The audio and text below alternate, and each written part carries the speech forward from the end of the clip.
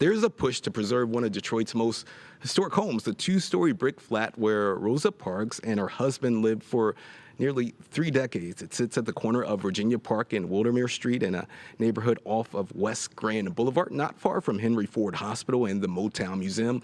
The house is already on the National Register of Historic Places, but now the city of Detroit is considering a local historic designation. A public hearing is happening tomorrow, and to talk about that, we're joined live by Janice Chapman, the director of Detroit's Historic Designation Advisory Board. Good morning, Janice. Good morning. Let's first start with few details about what you do on the advisory board and what the advisory board does overall. The Historic Designation Advisory Board, we are at a division within the Legislative Policy Division with the Detroit City Council. We are the department that takes and does the local designation for all historic districts here in the city of Detroit, as well as write the ordinance, which is the component that is attached to the designation. That's the regulatory component for those historic districts. I have been doing this for, I'm sorry. Oh, no, go ahead. Sorry. No, that's okay. I've been doing this for over 30 years, and we have over 154 locally designated historic districts in the city of Detroit. So tell me about Rosa Parks' home. The Rosa Parks home, as you have already stated, is already on the National Register of Historic Places. The owner of that property, Mr. McGraw, reached out to our office and asked for, he says, well, it's on the National Register. Does it have local recognition? And it did not at the time. And he asked why not, and we said because we never received a request. And he goes, well, I'm the owner, and I'm requesting that you consider it for local designation. So with a local designation, a citizen of the city of Detroit can request or petition for a study to be done to determine whether or not a property or it can be considered for local designation.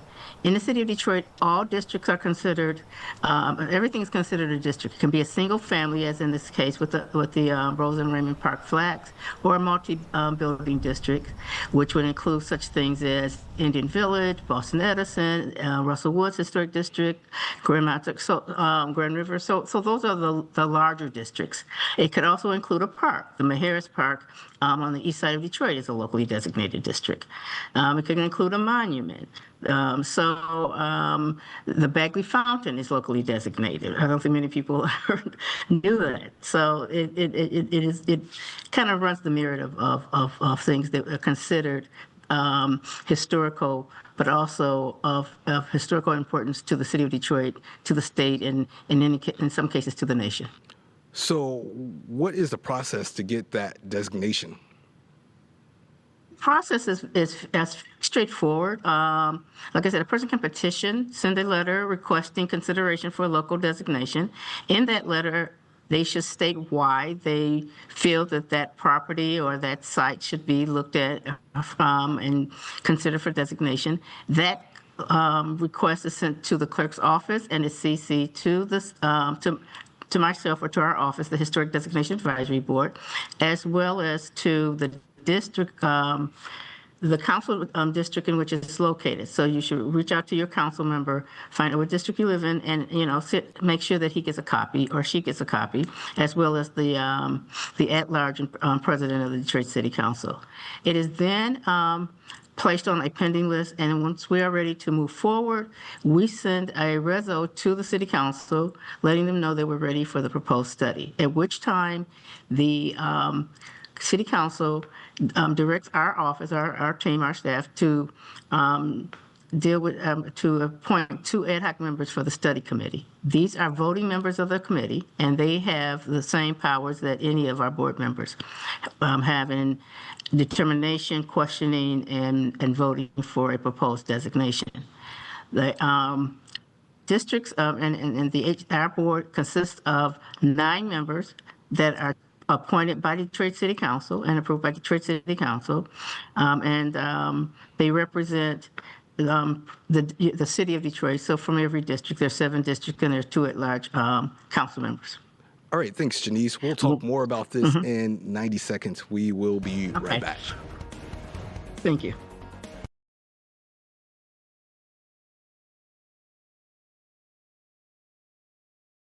All right, we're back with Janice Chapman, Director of Detroit's Historic Designation Advisory Board. Again, thank you for joining us. Let's pick up on the conversation. Why is it so important to maintain our history in Detroit, and particularly this Rosa Parks house? For 2 reasons. Well, I'm mirroring, but for 2 reasons in this case. First of all, Rosa Parks, and I don't think people realize this, lived more than half her life here in the city of Detroit. So in the past, what people have done is that they have fixed her history on the Montgomery bus boycott, which, although very important and we don't, phenomenal, it's not all she did. And while she was here in the city of Detroit, her activism continued.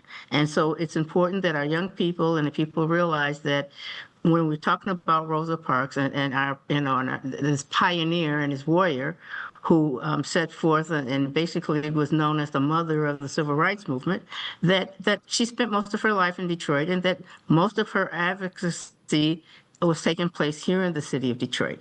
That's number 1. Number 2, why this house? Again, as you stated earlier, she lived and resided at this home with her husband, Raymond Parks, for the longest time of any residence that she had here in the city of Detroit.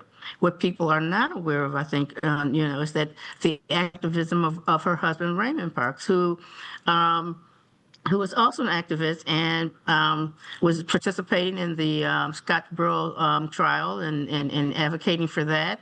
He was a founding member of the Montgomery, Alabama NAACP.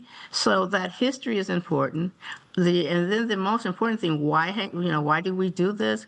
Well, how many of times, and we do a lot, I look around and our young people and need to understand and need to see tangible examples of our history here in the city of Detroit. What I tell people is that the interwoven of Detroit's history tells everybody's story. And you cannot diminish that. So whereas you can talk about it is one thing, but when it's textile and you can touch it and you can see it and feel it, it becomes that much more alive for all of us. And that's why it's so very important that we know about these sometimes obscure buildings, which have, that look, very ordinary looking vernacular structures. They're homes. You say, well, all of that took place. Motown's a prime example of that. All of that took place in a house. And you kind of go, oh, wow. People come from all over the world to go and say, oh, this took place in these 2 houses. And that's what makes it also that much more special. And a lot of people don't realize that when Rosa Parks moved here, she struggled during her time here. At some point, she wasn't making, a great income. And so that flat kind of symbolizes where her life went after the Montgomery bus boycott. And you're absolutely correct. Rosa Parks and Raymond Parks moved here because of the harassment they were dealing with in Alabama. And so they moved here to the city of Detroit. And when they first got here, it was very difficult for them. Although she was, was pioneered as the mother of the Montgomery bus boycott, especially at that time, do you put that on your resume and say, okay, that's who we want to hire. So that was part and parcel. Her husband, who had went to barber and learned to become a barber at the Tuskegee Airmen's Tuskegee Airmen. Also, that's where he did. He took on a job and was barbering a few blocks from their home. And they did struggle. They were not making a lot of money. And it wasn't until people realized that here's the mother of the civil rights movement, and she's, she's struggling. So John Conyers, at the time he was a congressman, he did give her a job, and she worked for him for over 20 years. And that helped the family's finances quite a bit. All right, I really appreciate your time. A very informative, enlightening discussion. Thank you. And can I just say that there's a public hearing being held tomorrow at Detroit City Council at the Coleman Young Municipal Center at 10 o'clock. So if you can make it, we would appreciate you coming down to share with us and to express your opinion on the proposed designation. Thank you very much. Appreciate you adding that.